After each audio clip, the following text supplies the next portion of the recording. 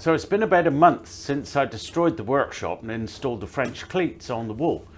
And as you can see, I've not got very far with it. I've got a couple of temporary shelves over there, and I've put some rails on the back of these just to get them up on the wall and clear the work surfaces so I could work again. But now I've got a bit of time which I can use to make my first tool holder.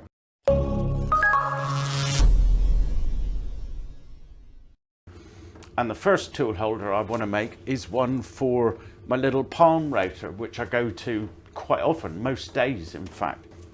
And I've got some requirements. There's some things I've found out about that tool holder that I don't like. One of them's to do with the height it is up on the wall, which won't be an issue, I don't think so much, because I'm planning on keeping it lower, but who knows, it might go up at the end, so I need to deal with it. And that's the fact that because I leave the bit in this holder, I've got a little hole cut in that piece of ply, and I've got to fiddle about to get it in because I'm vertically challenged. So I don't want that, I want a little slot. The other thing I don't want to have to do is coil the cable around the body of the router. That really annoys me, having to unwind it every time I want to use it. So as I said, I use it really frequently. So what I'm thinking is that I can be bothered to do this. And I want to tuck that cable away somewhere. So I want to leave the bit in. I want to be able to tuck the cable away somewhere. And I want to be able to just pop it on a little shelf and take it out when I need it. It would be great if I could leave the cable plugged in all the time. But I think having hanging cables onto permanently powered machines could be a bit of a safety issue. But we'll see at the end of the video. So the design I've got in mind, I'm going to have a backboard that's going to take the cleat.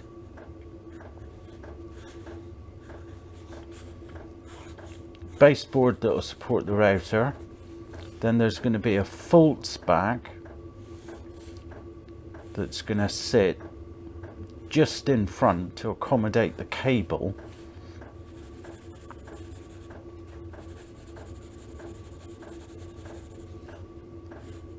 That was supposed to make it clearer, not sure if it does or not. So the cable will pop into there, and then I'm going to have a couple of side cheeks that I'm going to curve in some way, I think, so that, as mentioned, I don't catch my knuckles on them when I'm going to take the router in and out. And then a little slot at the bottom to accommodate the router bit projecting down below. As per normal, very detailed design drawings. So the key sizes I need are the height that I need to accommodate, and I'm going to take into account this extended cable protector at the top, so I'm looking at about 300 mil for the overall height. The overall depth, I've got 150 mil for the router body, but then I've got to allow for the plug at the back, which needs about 60 mil. So I've got 300 mil tall, 150 mil I said, plus the 60, 210, plus the width of the false back panel. So if I go 225, got that the wrong way up, so 300 mil tall, 225, and for the back itself, the false back, sorry, I'll make that the height of the router at 230. And for the width, as mentioned, I want to be able to get my hand in without cracking my knuckles. And that tight fitted 130, so if I go 150 wide,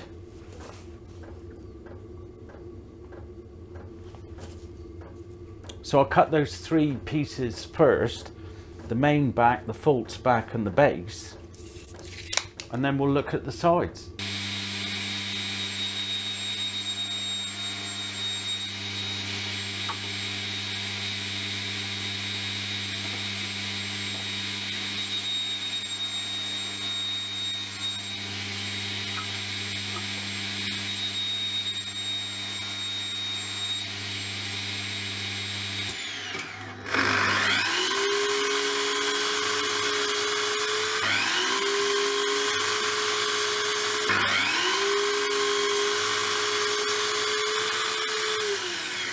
That's my 3 first pieces cut, my backboard, my false back, and my base. So I'm going to screw these together, as this is my test, and we'll end up with that, and then I can make the sides a little bit of a curve or something, not sure yet. So I'm going to strike a line at 9mm.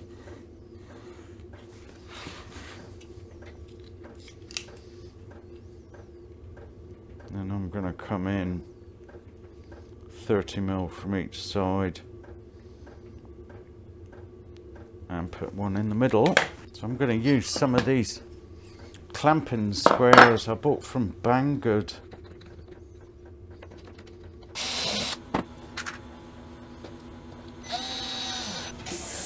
So that's back and base secured.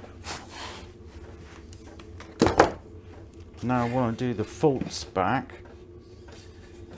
and I want a 60mm gap, if you remember, so that I've got room for the plug to go in.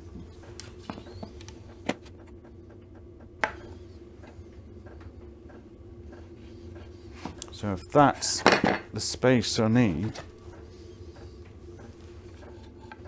I now want 9mm from there to get to the centre.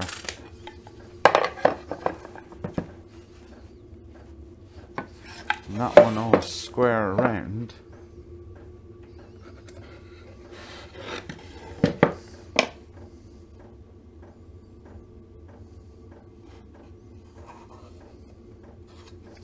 And that's my centre line. And I'm just going to transfer these screw marks down.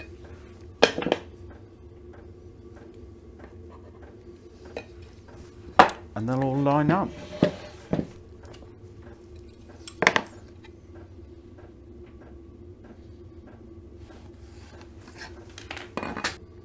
That all moved in, didn't it?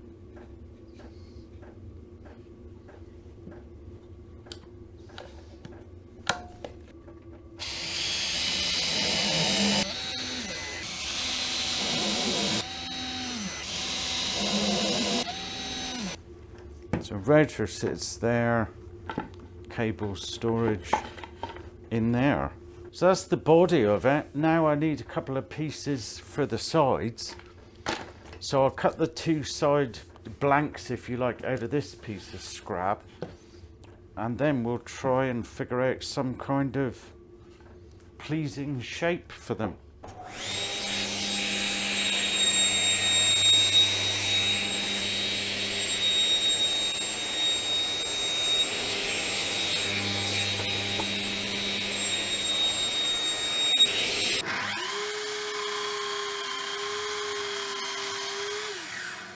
A lot of this is aesthetics now.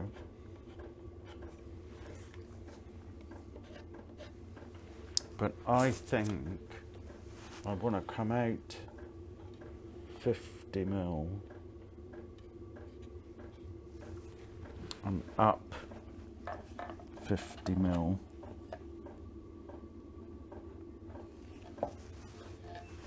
Before I think about my curve.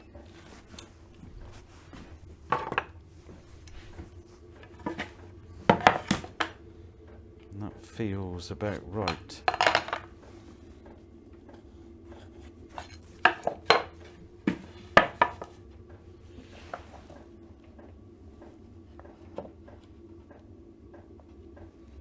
And then I can, I don't know what really, maybe around, yeah, around at the top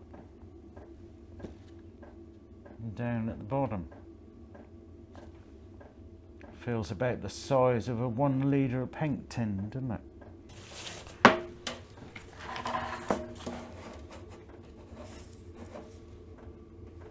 In saying that, a 2.5 is perfect.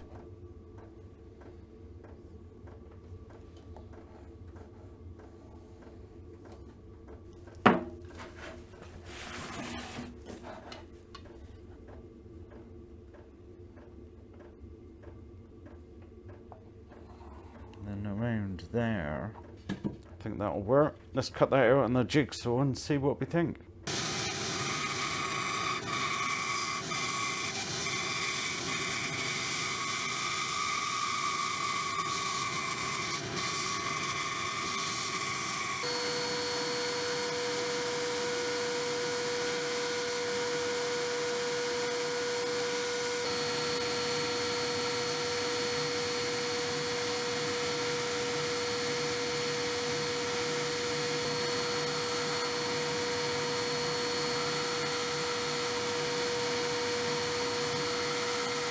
And here's my shape.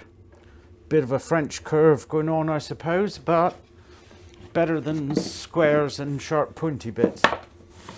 And if I hold it against the base, then I've got just enough upstand here to stop the router being able to slide out, and these cheeks each side will stop it being able to tip. And then I've got this space at the back that I can hide the cable in. So I'll cut another one of these, and then we'll screw the side cheeks on and put the back piece on, and we'll try it on the wall.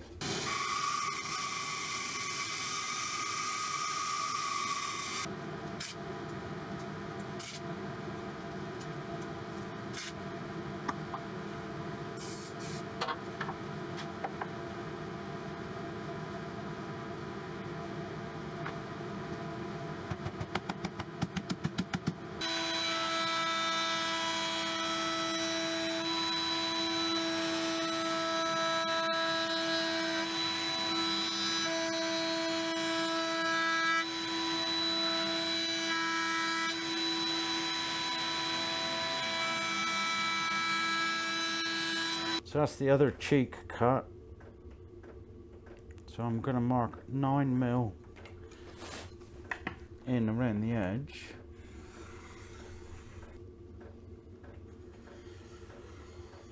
And then I think we'll come in 50mm from the top and 50mm from the bottom.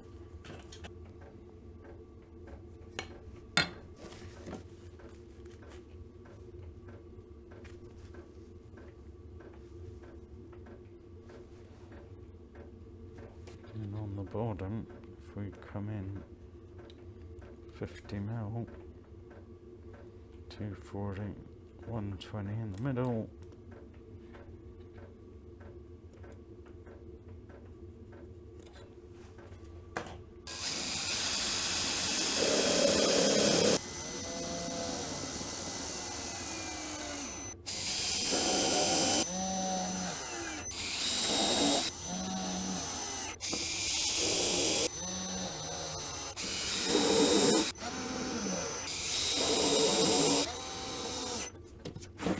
And here's the finished article. I've put the little cleat on the back. So we're ready for a test. This is me having finished with my router, or so I think. Pop it on the back. And I've just this second realized what I forgot, my mistake. Hands up if you spotted it before I did. I forgot to cut the slot.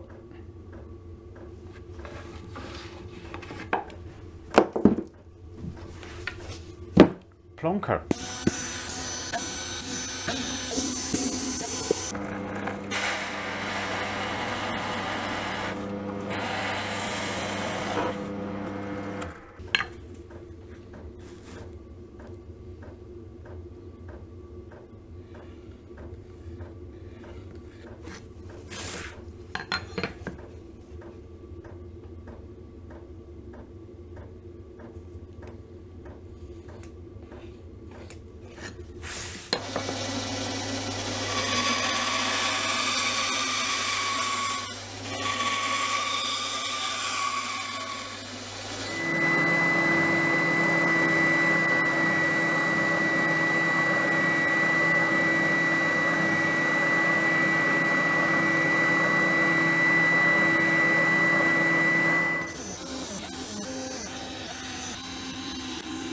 And here's the finished article, take 2, complete with slot.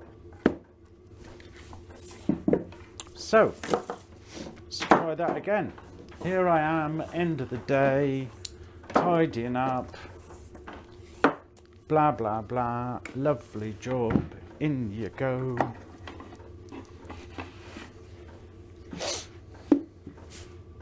I think job's a bobby.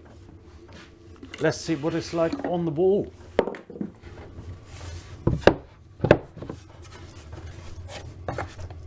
So it's nice and snug on the wall, as you'd expect, with a French Cleat tool holder. Router slides in nice and easily. I haven't got to try and fiddle around to pop it in. These are back out the way, so I'm not going to get my knuckles. And the cable.